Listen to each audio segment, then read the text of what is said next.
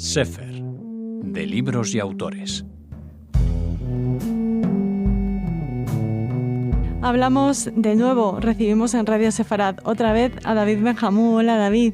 Hola, ¿qué tal? ¿Cómo estás? Pues encantados de volver a hablar contigo. Lo primero es felicitarte por la publicación de tu libro La Jaquetía de la comunidad judía del siglo XXI, que nace, claro, de esa tesis de la que ya hablábamos aquí en Radio Sefarad hace algunos años.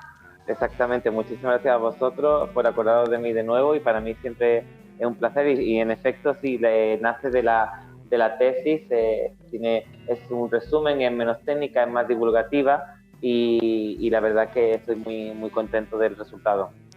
¿Cómo se ha llegado a la publicación? Explícanos quién está implicado en que vea la luz y qué significa para ti el hecho de que la podamos consultar ya todos.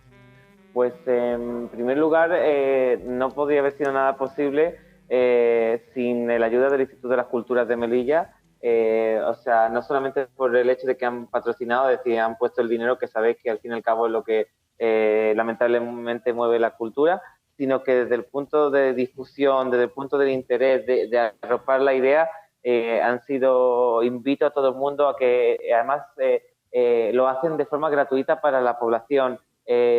Pondrán el trabajo disponible en la página web, reparten un ejemplar, y para mí me parece una forma excelente de seguir promoviendo la cultura en una ciudad tan diversa y con tantas peculiaridades. Así que es todo mérito del Instituto de las Culturas. Para mí significa poder recoger la tesis, recortarla, hacerla más amena, quitar partes que son más técnicas y poder hacer que ese conocimiento pase a la sociedad y quede perpetuo. Además, claro, el estudio del que partes para escribir este libro es un estudio quizá en otros lugares, claro, pero sobre todo en Melilla. Exactamente. La población que se estudia principalmente es la población de Melilla, aunque también había población de Israel, de Canadá, de Venezuela, pero es principalmente Melilla. Entonces, por eso la ciudad es uno de los motivos por los que han decidido recoger la publicación y apoyarla, y la verdad que estoy muy contento. Bueno, si recuerdan nuestros oyentes, o les invitamos a recuperar esa entrevista en la que nos hablabas de tu trabajo, defendías que la hipótesis principal era demostrar cómo la comunidad judía de Melilla, sus descendientes en España y en otros países, y las personas cercanas a estos judíos notaban en los momentos íntimos y más familiares, digamos, que el español, que el castellano que se utilizaba era distinto al que podían utilizar el resto de residentes de la ciudad que no fueran judíos, ¿no? Y que eso tenía mucho que ver, claro, con la jaquetía. Sí, Raquel, ojalá que todo el mundo hiciera los deberes igual que los hacen, la verdad, muy bien. Pero exactamente, en efecto, es notar que independientemente de la percepción de las personas, depende de si te parece o no te parece, ver en efecto lo que está presente dentro del español de la comunidad, que es el idioma principal, y ver en qué momento se presenta y cómo se presenta. ¿Y cómo se encuentra la jaquetía? ¿Cuál es su estado de salud? A ver, aquí hay muchas, creo que ya comentamos el tema en la vez anterior, hay muchas polémicas de si es lengua, si es dialecto, si es idioma. Yo, aunque tengo mi opinión científica, la cual está en el libro, invito a leer el libro. La forma de hacerlo es de forma gratuita, pasarse por Melilla, que además es una ciudad preciosa, y recoger el libro en el Instituto de las Culturas, o también visitar la página web, y en las próximas semanas, meses, pondrán la publicación gratuita. Pero siempre la primera es mejor, porque así le agradecemos a Melilla, invertimos en la ciudad en turismo y agradecemos que hagan este tipo de publicaciones junto con otras que hacen. Entonces, la forma en la que la jaquetía está presente, independientemente de si es un dialecto, es un idioma o lo que sea, es en el lenguaje íntimo, en el lenguaje del día a día, en pequeñas palabras o en pequeños giros o pronunciaciones, y también está presente en WhatsApp, en Facebook, también desde el punto de vista externo, es decir, en el muro de Facebook, pero también desde el punto de vista interno, y dependiendo si es uno u otro, varía. Es decir, la jaquetía que mostramos es más diplomática, más institucional, y la jaquetía interna de la comunidad es un poco más de andar por casa, de risa, pero hay cierta similitud, pero es como que hubiera una jaquetía dentro de una jaquetía. Es curioso porque no me imaginaba una jaquetía institucional, ¿no? Yo la tengo tan relacionada con el humor, con la gracia, con las conversaciones con chispa, ¿no? Eso pasa un poco también con el vasco, por ejemplo, que es un idioma que han hecho un vasco institucional, pero cada pueblo y cada aldea y cada ciudad habla un vasco de ellos propios. Sí que pasan muchos idiomas, pero en el País Vasco se nota muchísimo. Y aunque después, claro, realizar un vasco institucional hace que todas las variedades se vayan acercando a este vasco institucional.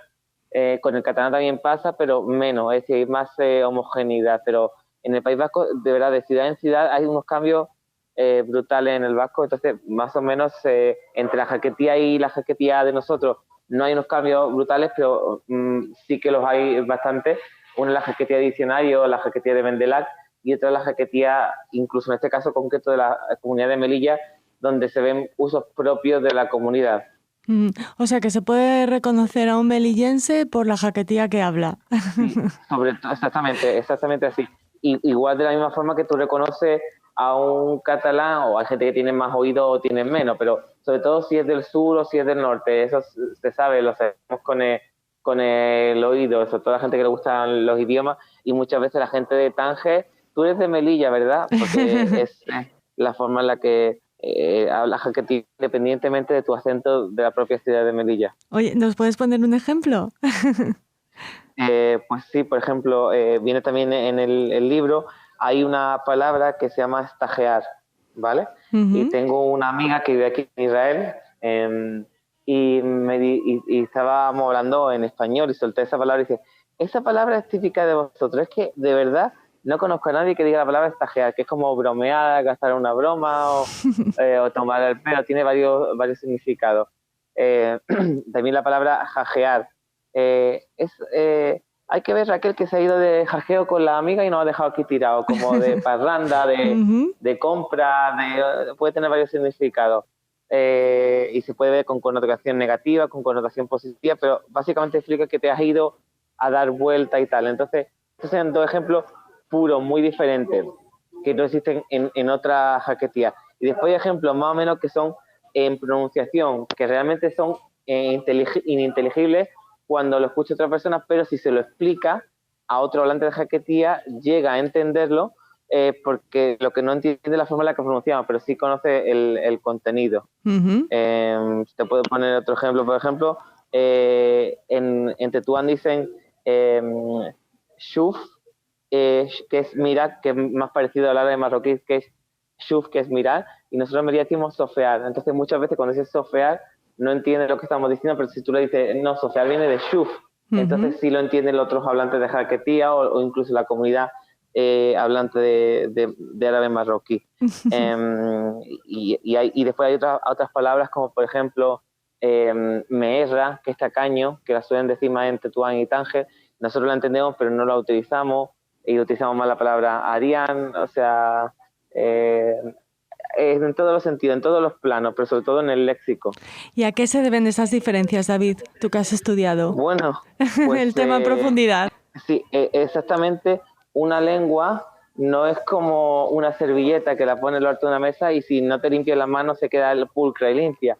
Una lengua no se puede encerrar en una botella, como el agua, es como el agua que se acaba evaporando. Es decir, la lengua vive, y el hecho de que cambie significa que todavía vive, aunque está viviendo a la vez que muere. O sea, eso es curioso. Entonces, estos cambios, aunque la mayoría de ellos se han producido en una época anterior, no se producen ahora, pero todavía se siguen produciendo algunos cambios, implica que la lengua está en vía, porque, por ejemplo, es por el mismo motivo por el que nosotros no utilizamos la misma lengua que en Sevilla, pero no solamente desde el punto de vista geográfico, sino también desde el punto de vista cronológico. Por ejemplo, a lo mejor hace 20 años, o bien por el efecto de la publicidad, llegó a casa por Navidad.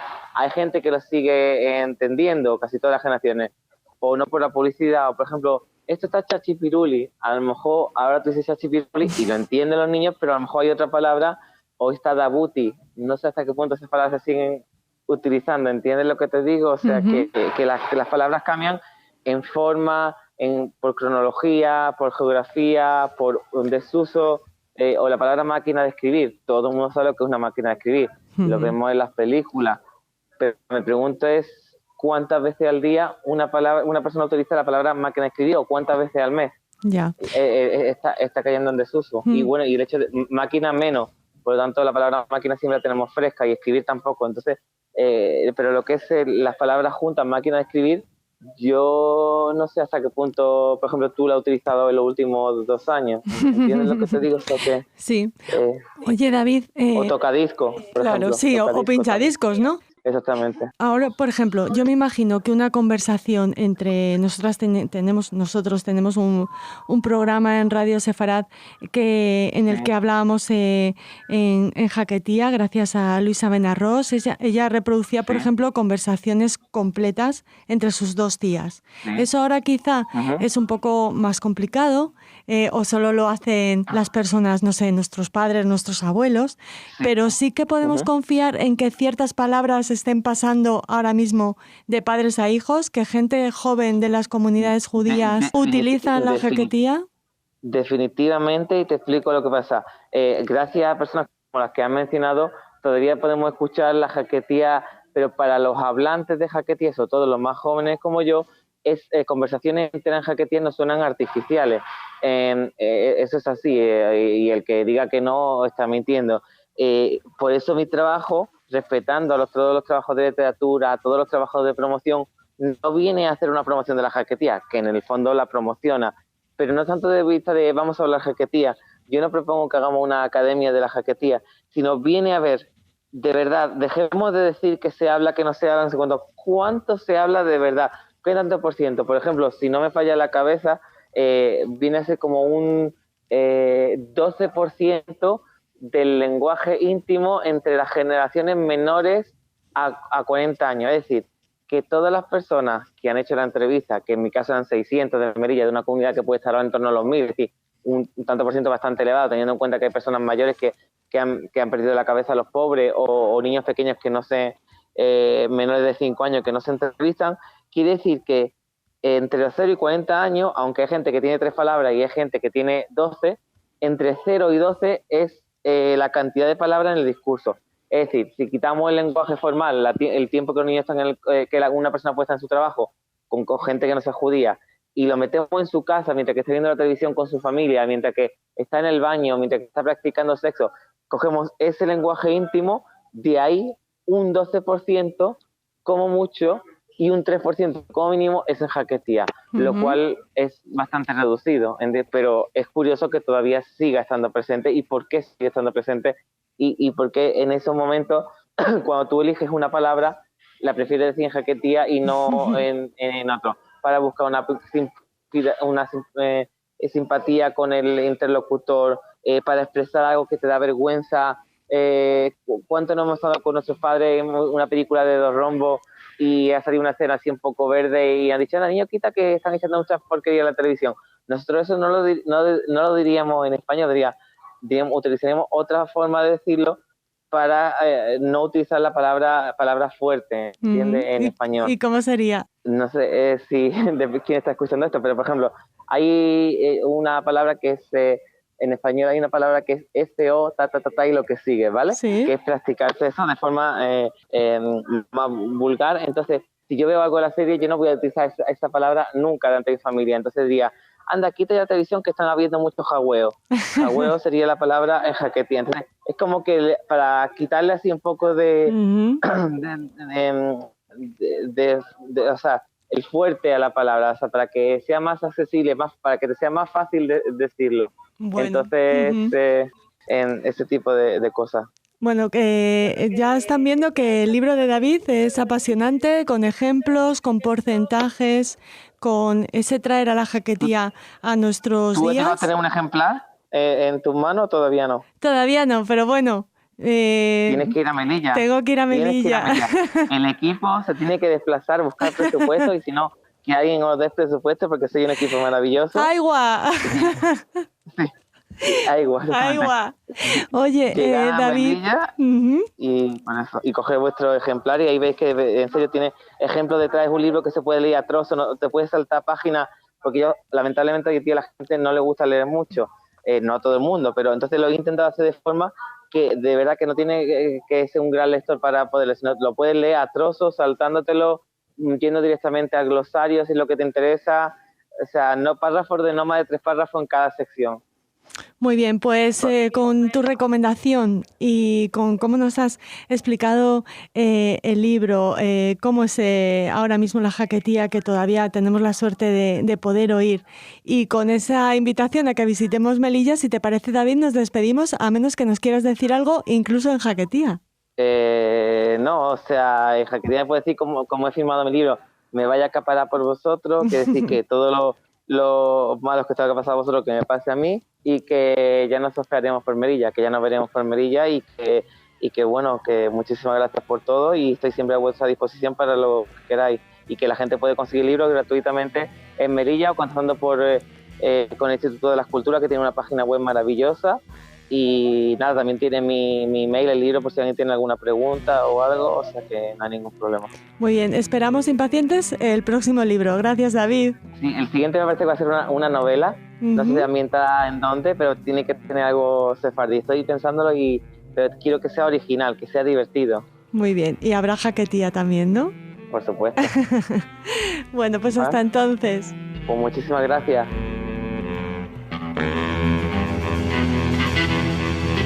Thank you.